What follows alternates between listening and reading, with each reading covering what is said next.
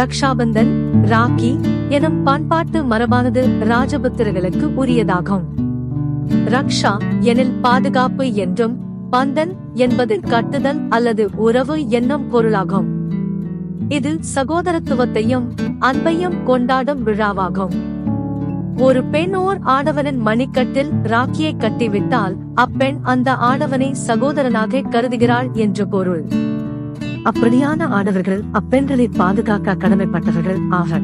1905 வங்க பிரிவினையின் போது ரவீந்திரநாத் தாகூர் பெருமளவில் மக்கள் பங்கேற்ற ரக்ஷாபந்தன் விழாவை தொடங்கினார்.